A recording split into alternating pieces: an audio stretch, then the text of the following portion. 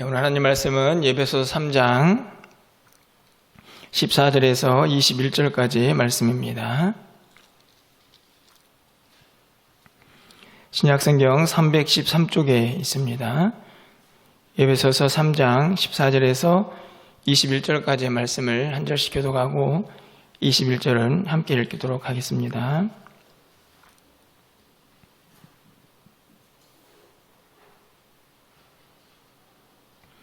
이러므로 내가 하늘과 땅에 있는 각 족속에게 이름을 주신 아버지 앞에 무릎을 꿇고 비노니 그의 영광의 풍성함을 따라 그의 성령으로 말미암아 너희 속사람을 능력으로 강건하게 하시오며 믿음으로 말미암아 그리스도께서 너희 마음에 계시게 하시옵고 너희가 사랑 가운데서 뿌리가 박히고 터가 굳어져서 능히 모든 성도와 함께 지식에 넘치는 그리스도의 사랑을 알고 그 너비와 길이와 높이와 깊이가 어떠함을 깨달아 하나님의 모든 충만하신 것으로 너희에게 충만하게 하시기를 구하노라.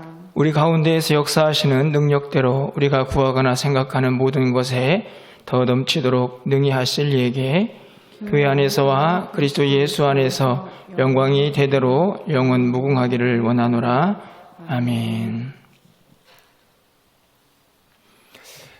오늘은 지난주에 이어서 바울이 에베소 교회 성도들을 향해서 무릎을 꿇고 간절하게 기도하는 기도의 내용의 나머지 세 번째, 네 번째 부분을 함께 좀 살펴보려고 합니다. 최근에 여러분에게 가장 간절한 것이 있다고 하면 혹시 그것은 무엇인가요? 무릎을 꿇었다라는 말을 보면 그 말 속에 간절함이 포함되어 있고 또 한 가지는 그 간절함 속에 자기 자신이 아닌 에베소 교회 성도들을 향한 바울의 간절함을 생각해 볼 때에 우리 안에 이 간절한 기도가 회복되는 것이 공동체에게 얼마나 큰 복인가 하는 것을 다시 한번 깨달아 보게 됩니다. 지난 시간의 내용들을 좀 복습해 보게 되면 첫 번째, 두 번째 기도 제목은 우리의 속사람이 강건해지는 것이 첫 번째 기도 제목이었고 두 번째로는 그리스도가 우리 안에 내주하고 계시는 그 은혜를 누리는 것이다 라고 말씀을 드렸습니다. 그 두 가지 기도 제목들에 이어서 오늘은 17절부터 18절과 19절에 세 번째와 네 번째 기도 제목을 좀 함께 좀 살펴보려고 합니다. 지난 시간에 말씀을 드렸던 것처럼 이 기도를 통해서 가장 먼저는 이 기도의 제목이 우리의 삶 가운데에도 그렇게 이루어지기를 바라야 하고 뿐만 아니라 우리 주변에 있는 교회 공동체에 살아가는 성도들이 이 기도의 응답을 받기를 그런 바라는 이 두 가지의 마음을 가지고 함께 좀 말씀을 나누었으면 좋겠습니다. 오늘 세 번째 이어지는 기도의 제목을 보면 17절 하반절에 이렇게 기록이 되어 있습니다. 너희가 사랑 가운데에서 뿌리가 박히고 터가 굳어져서. 뿌리가 박혔다라는 말은 나무를 연상하게 하는 표현입니다. 터가 굳어졌다라는 말은 건물이 서 있는 모습을 연상하게 하는 그런 구절이죠.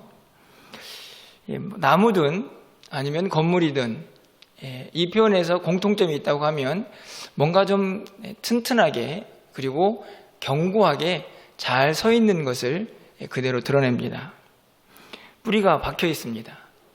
튼튼하게 박혀 있는 나무, 그리고 터가 굳어져 있습니다. 터가 단단해져서 그 위에 어떤 물과 어떤 건물이 들어서도 결코 흔들림 없이 설 수 있는 그런 상태의 모습을 잘 드러내고 있죠. 그런데 바울은 왜 에베소 교회 성도들을 향해서 이 세 번째 기도 제목, 뿌리가 박히고 그리고 터가 굳건하게 서 있는 그 믿음을 위해서 기도하고 있을까를 좀 생각해 보게 됩니다.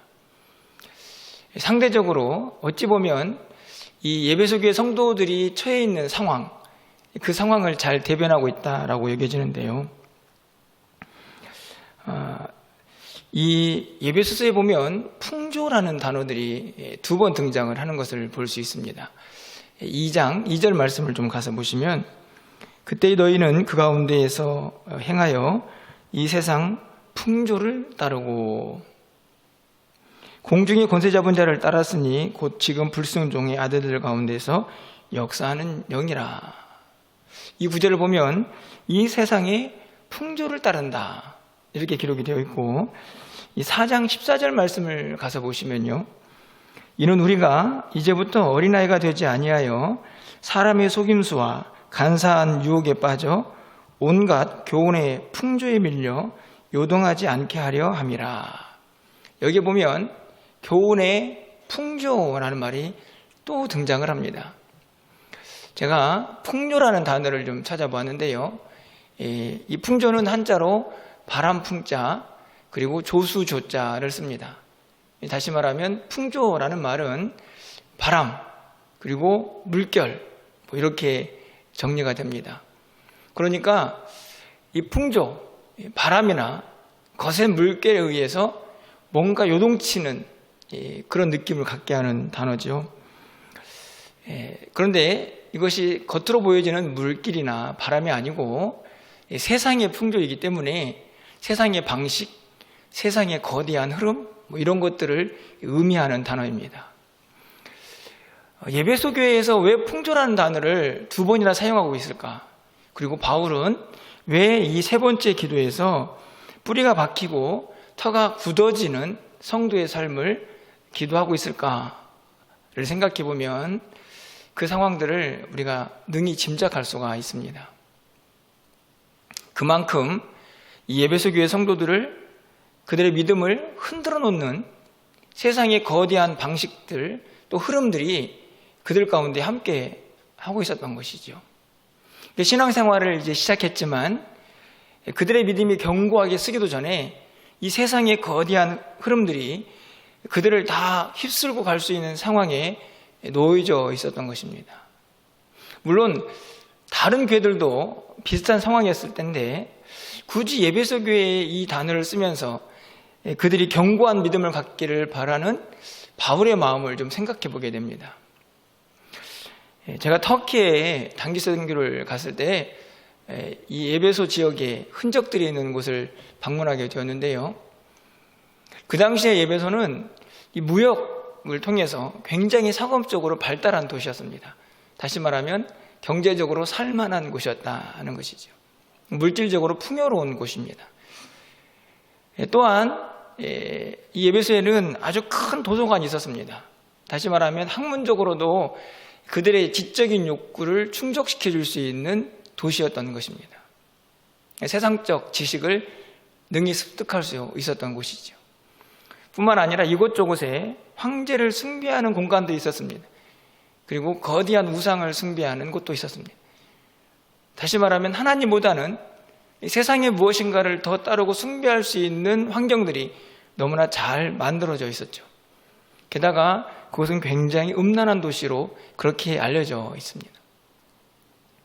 이 모든 것들을 보면요, 에베소 교회에 왜 이 풍조라는 단어를 쓰면서 그들의 믿음을 위해서 기도하고 있는가를 쉽게 생각해 볼 수 있습니다. 그 거대한 세상적인 것들, 물질적인 풍요, 지적인 탐구를 채워주는 학문적인 많은 것들, 그리고 우상들, 그리고 또 성적인 것들, 그것들이 이 에베소 교회 성도들의 믿음을 휩쓸고 갈 수 있는 그 풍조가 그들 가운데 가득했던 것이죠. 바울은 그 상황을 너무나 잘 알고 있었기 때문에 자신이 옥중에 있었을지라도 그 교회를 생각하면서, 그 교회 성도들을 생각하면서 그런 풍조에 휩쓸리지 말고 그들의 믿음이 좀 견고해져야 하는데 라고 생각을 했던 것입니다. 히브리서 2장 1절 말씀을 가서 보시면, 그러므로 우리는 들은 것에 더욱 유념함으로 우리가 흘러 떠내려가지 않도록 함이 마땅하니라. 흘러 떠내려가지 않기를 바울이 너무나 간절히 바라고 기도하고 있었던 것이죠. 여러분, 이 시대도 마찬가지가 아닙니까? 사실 우리가 겉으로는 믿음이 참 견고하다, 잘 서 있다 라고 생각이 들기도 하지만 여러분, 이 세상의 강력한 유혹과 세상의 풍조 앞에서 사실은 한순간 무너져 버릴 수 있는 우리의 연약함을 종종 발견하게 됩니다. 사실은 지금도 그런 세상 풍조 속에서 우리가 살고 있는 것이죠. 그러다 보니 안타깝지만 종종 그 세상의 거대한 풍조 속에 휩쓸려 떠내려간 사람들을 종종 보게 됩니다. 여러분, 태풍을 만나면 길가에 쓰러져 있는 나무를 봅니다. 뿌리가 약해서 뽑혀 있는 것이죠. 홍수가 나면 그 홍수 속에는 둥둥 떠다니는 또 무엇인가가 있는 것을 보게 됩니다. 여러분들은 그것들을 보면 어떤 마음이 드시나요? 안타깝고 조금은 추하기도 한 모습입니다.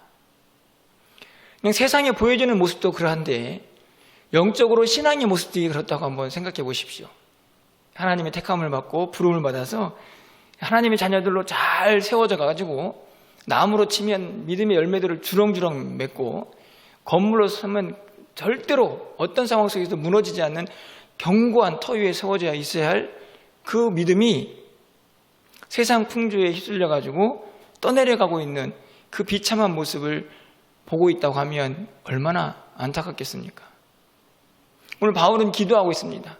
하나님, 정말 이 성도들이 그런 믿음 갖지 않고 이 세상 풍조에 떠내려가지 않고 흔들림 없는 견고한 믿음을 좀 갖게 해주십시오 라고 간절히 기도하고 있는 것이죠. 여러분, 만약에 여러분 주변에 이 세상 풍조에 휩쓸려 가지고 둥둥 떠내려가는 성도들을 발견했다고 한번 생각해 보십시오. 여러분, 어떻게 하시겠습니까? 그냥 구경만 하시겠습니까? 아니면 무엇인가를 던져서라도 떠내려가지 않도록 그를 붙잡으시겠습니까? 사실은 이 시대의 교회는 매우 심각한 상황 속에 놓여져 있습니다. 여러분, 어떻게 진단하실지 모르겠지만 이런 무관심, 이것이 너무 팽배해져 있는 것이죠.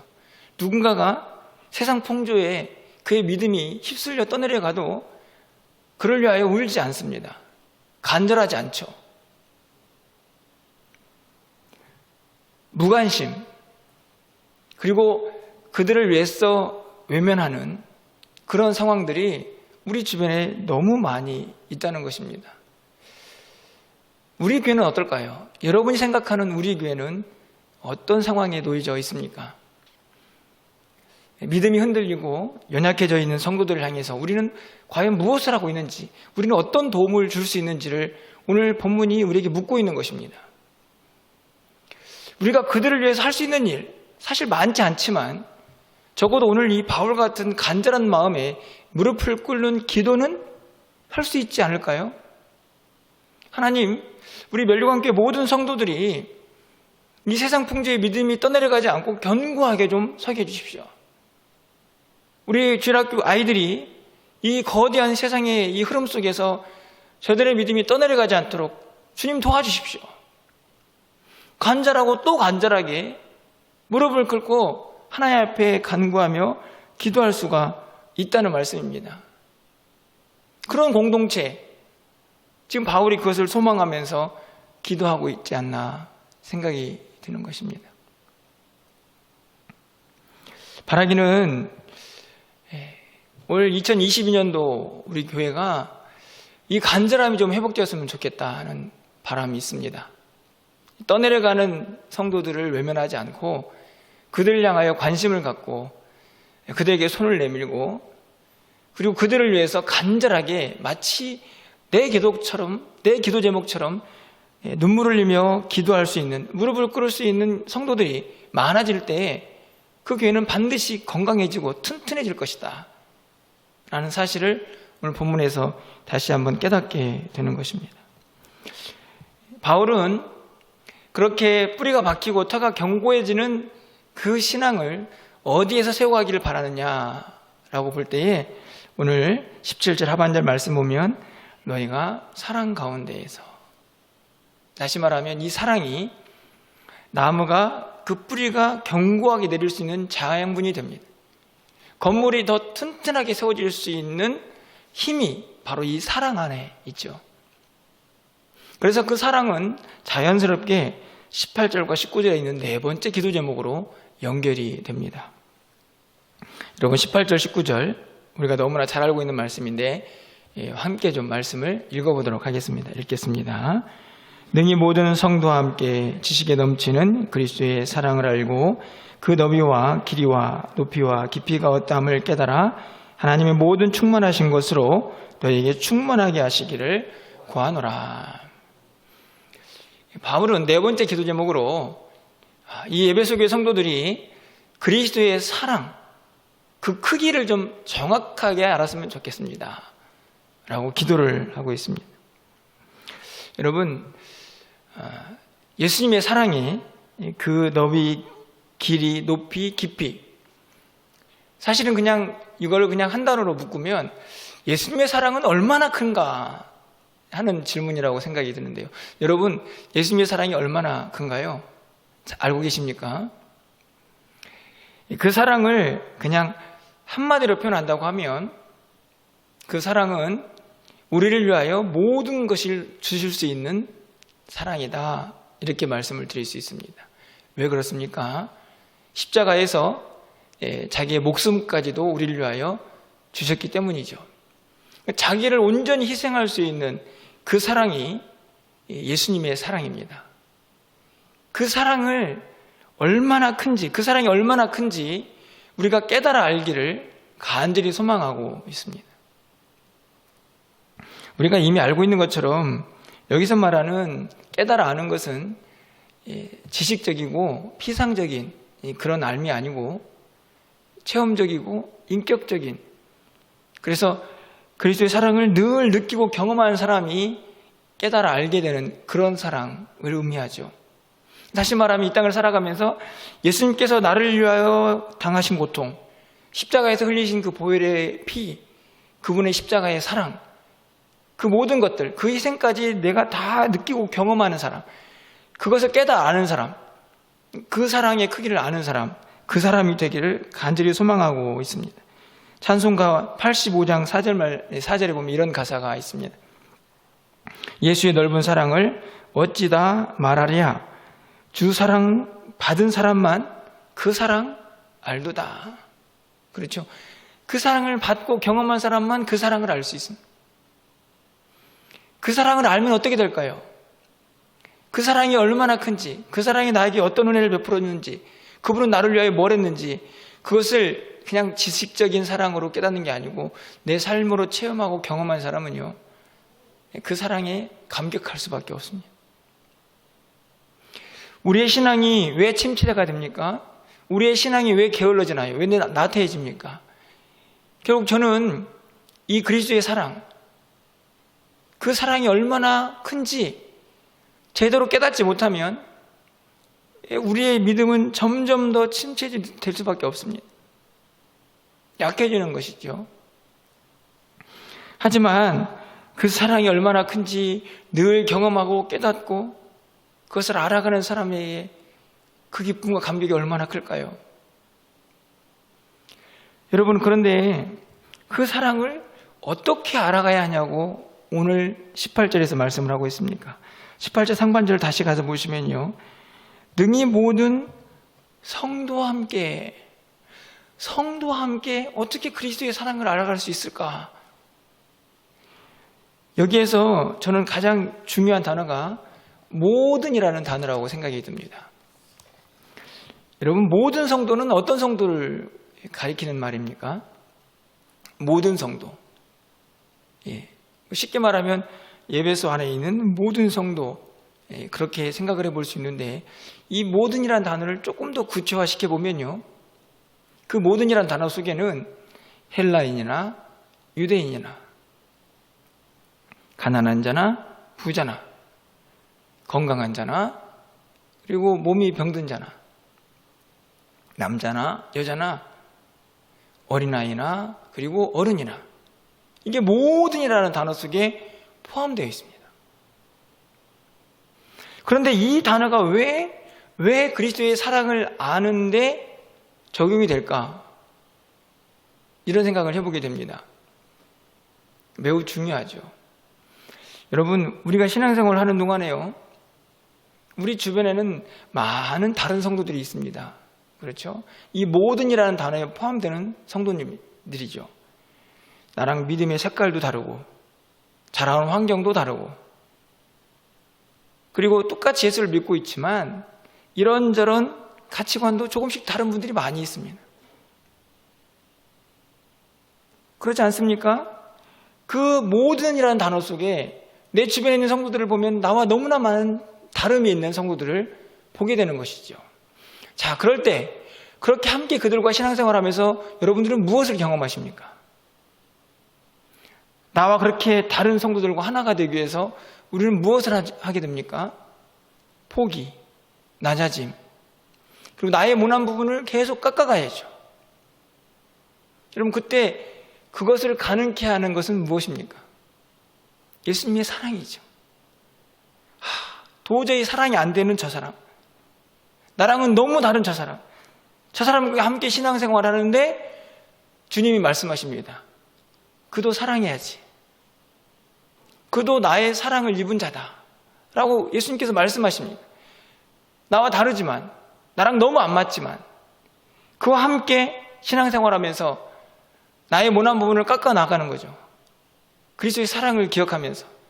이게 바로 그리스도의 사랑의 크기를 실제적으로 삶에서 신앙생활에서 경험하는 사람들입니다. 그렇지 않습니까? 이게 진짜 신앙생활인 것이죠.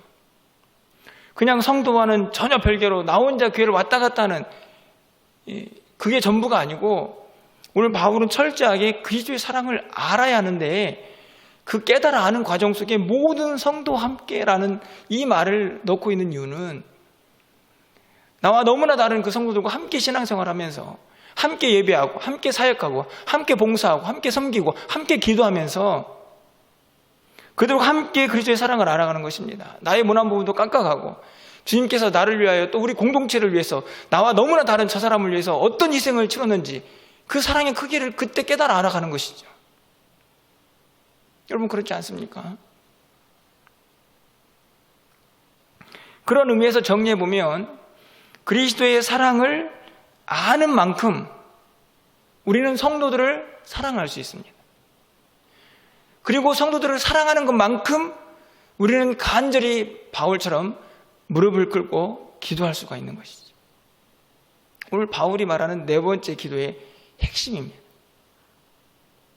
제발 그리스도의 그 사랑으로 나와 다른 성도들, 모든 성도들과 함께 그 사랑을 더욱더 깨달아 알아가면서 그들을 사랑하십시오.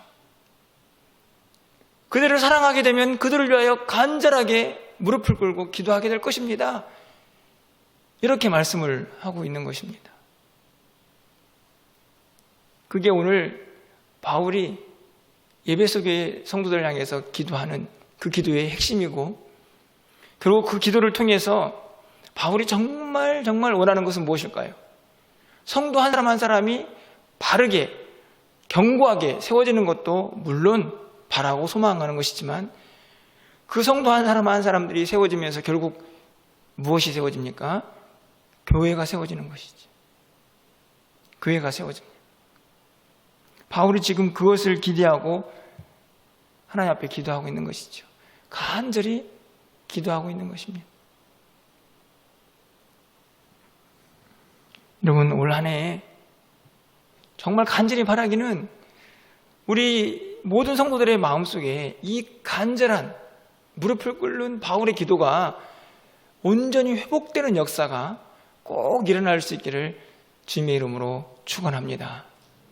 여러분, 그 기도가 회복될 때에 여러분의 믿음도 단단해질 것이고, 내 주변에 있는 성도들, 우리 아이들의 믿음도 단단해질 것이고, 결국 그것을 통해서 우리 멸류관 교회가 더욱 하나님 모시기에 든든히 서가는 교회가 될 것입니다. 여러분, 여러분의 가정을 위해서, 또 우리 교회를 위해서, 또 여러분이 어떤 부서에 속해 있다고 하면 여러분의 부서를 위해서 여러분 간절하게 기도하셔야 합니다. 무릎을 꿇고 간절하게 주님의 도우심을 구하셔야 합니다. 그 주님의 사랑으로 온 성도들이 온전히 뿌리를 받고 터가 굳어져서 견고하게 서가는 믿음이 될 수 있도록 그 은혜를 올 한 해 우리 멸류관교회 모든 부서들, 우리 온 가족 식구들, 그리고 모든 성도들이 함께 누리는 복된 한 해가 되시기를 주님의 이름으로 간절히 축원합니다.